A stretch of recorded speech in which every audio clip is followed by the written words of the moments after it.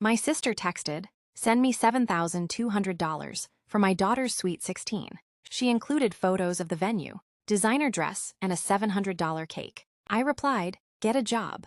10 minutes later, Dad called, "Pay up or you're no longer family." I hung up and made one phone call. "Hey Reddit, my name is Rachel Morgan. I'm 39 years old, and the text that finally ended my relationship with my family arrived on a Tuesday afternoon while I was eating lunch alone at my desk. It wasn't a greeting, not even a "how are you?" It simply said, "Wire me $7,200 for Madison's Sweet 16. Below the message were 12 photos: a luxury ballroom, a designer dress with a 5-figure price tag circled, a 7-tier cake, fresh flower arrangements, a live band, custom invitations, and finally, a typed budget. At the bottom, my older sister had written, "You're the only one who can afford this. Don't embarrass your niece." I stared at my phone for almost a full minute. Then I typed 2 words, "Get a job." I hit send. 10 minutes later, my father called. His first sentence was, "If you're refusing to help your own family, then don't expect to be treated like family anymore." I quietly listened, hung up, then made one phone call that changed everything. Looking back, none of this really started with a birthday party. It started 20 years earlier. My sister Angela was always everyone's favorite. She was funny, outgoing, the kind of person who could convince almost anyone to help her. Unfortunately, she also believed every problem belonged to someone else. She changed jobs constantly, started businesses she never finished, bought things she couldn't afford. Whenever the consequences arrived, Mom and Dad rushed in to rescue her. If the electric bill wasn't paid, someone covered it. If the rent was late, Dad wrote another check. If the credit cards reached their limits, Mom refinanced something. Every emergency somehow became temporary, because someone else always solved it. Meanwhile, I followed a much simpler plan. I finished college, accepted an accounting job, lived below my means, saved consistently, worked overtime whenever it was available. Nobody celebrated that. Responsible decisions rarely make exciting family stories. At 28, I opened my own financial consulting firm. The first few years were difficult. Clients didn't magically appear. I worked weekends, skipped vacations, learned everything the hard way. Eventually, the business became successful enough that I could finally breathe. Not wealthy, just comfortable. Comfortable enough that every family emergency somehow found its way to my phone. At first, the requests sounded reasonable. "Rachel, Angela's landlord is threatening eviction. It's only $2,000. Then, Madison needs braces. Then, the transmission failed. Then, the heating system stopped working." Every situation felt urgent. Every request ended the same way: "You're the only one who can help." I never handed Angela cash directly. Instead, I paid landlords, mechanics, doctors, schools. I convinced myself I wasn't enabling anyone. I was protecting my niece. Madison deserved stability. She hadn't chosen any of this. Years passed. The requests never stopped. One Christmas, I quietly added everything together. Nearly $90,000. I closed the spreadsheet immediately, because seeing the total made me physically sick. One afternoon, my assistant asked an innocent question. "Does your sister ever pay you back?" I smiled. "No." "Does she at least say thank you?" I thought about it. Honestly, I couldn't remember the last time she'd thanked me for anything. Then came Madison's 16th birthday. I adored that little girl. She was kind, polite, nothing like the chaos surrounding her. When I asked what she wanted for her birthday months earlier, she smiled shyly. "A used camera. I want to learn photography." I bought her one immediately. She cried when she opened it. "I'll take pictures of everything. You'll become amazing." She hugged me tightly. That was enough for me. Apparently, it wasn't enough for Angela. A month later, the text arrived: 12 photographs, one budget, $7,200. I stared at the venue pictures: crystal chandeliers, ice sculptures, luxury catering. It looked more like a celebrity wedding than a teenager's birthday. Then I noticed something strange. Madison wasn't smiling in any of the planning photos. She actually looked uncomfortable. I typed carefully, "This isn't necessary." Angela answered immediately, "Don't tell me how to raise my daughter." I replied, "Then don't ask me to pay for it." A minute later, she sent another message. "Seriously?" I answered with only 2 words: "Get a job." Silence. Exactly 10 minutes later, Dad called. His voice was already angry. "How could you speak to your sister that way?" I answered her question. "She needs help." "No, she wants luxury." Dad sighed dramatically. "You've always been selfish with your money." I almost laughed. Selfish, after nearly 20 years of quietly paying other people's bills. If you won't help your family, I don't expect to be part of it. I waited until he finished, then calmly answered, I understand, and ended the call. For several moments, I simply sat at my desk. Then I opened one folder on my computer. Inside were payment confirmations, contracts, automatic billing statements, every recurring expense I'd quietly covered for Angela over the years. There was one payment no one else in my family even knew existed. I looked at the monthly amount, smiled sadly, then picked up my office phone. Good afternoon, the representative answered. My name is Rachel Morgan.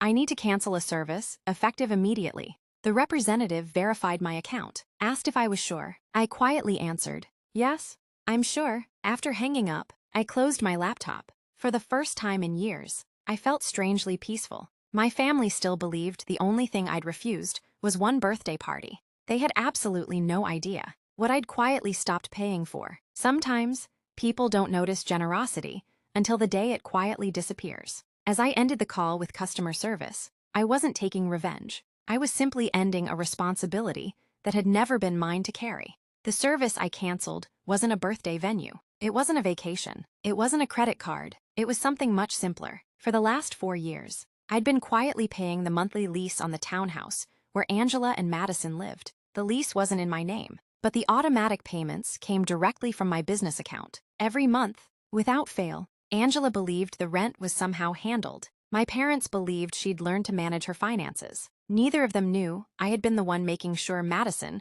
always had a stable place to sleep. When the customer service representative asked why I was canceling the automatic payments, I answered honestly, because the responsibility no longer belongs to me. She processed the request. The current month remained paid. After that, nothing. I didn't tell my family. I simply let life continue. 3 weeks passed. Then my phone started ringing. Angela. I ignored it. Dad. Ignored. Mom. Ignored. Finally, they left a voicemail. Rachel, there's been some mistake. The landlord says next month's rent hasn't been paid. No, I whispered to myself.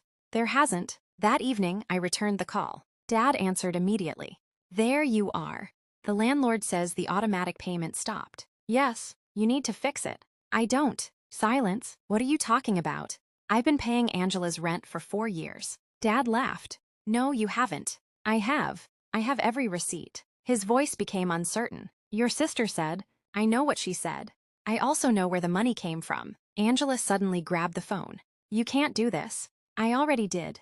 Madison will suffer. I answered quietly. No, Madison has 2 healthy parents. She also has grandparents who told me family should help family. Another long silence. Dad finally spoke. You were paying all this time. Yes. Why didn't you tell us? Because I wasn't helping for recognition. I was helping because Madison deserved stability. Mom began crying. We thought Angela had finally become responsible. I wanted you to believe that. But pretending wasn't helping anyone. A week later, my parents asked to meet. We sat in a quiet cafe. Nobody argued. Nobody raised their voice. Dad looked exhausted. Rachel, we've gone through Angela's finances. And the business never made money. I suspected that. She used credit cards to keep pretending everything was successful. Mom wiped away tears. She was embarrassed. I know. We kept rescuing her. I nodded. And every rescue delayed the day she'd have to face reality. Dad slowly lowered his coffee cup. You've been facing reality alone for years. Yes, I guess I have. He looked at me with genuine regret. When I told you that you weren't family, if you didn't pay, I didn't even know you'd already spent years carrying this family. I smiled sadly. That's what hurt. Not the money, the assumption. Mom reached across the table.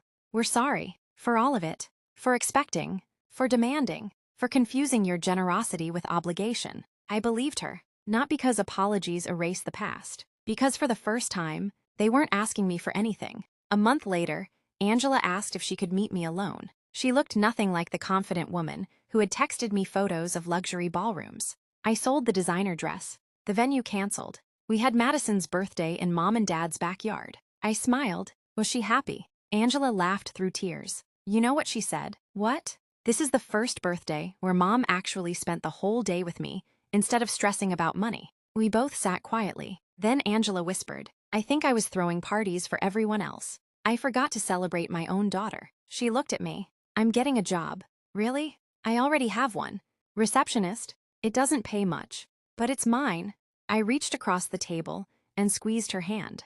I'm proud of you. She started crying. No one has ever said that to me before. Epilogue, soft piano becomes lighter, carrying hope instead of exhaustion. It's been 3 years since the text that asked for $7,200. Angela still works at the same company. She was promoted to office manager last spring. She often laughs that receiving a paycheck she earned feels better than any expensive gift she ever received. Madison is in college now. She studies photography. The camera I gave her for her 16th birthday still hangs around her neck almost everywhere she goes. She recently won a statewide student photography competition. The first person she called wasn't me. It was her mother. That made me smile.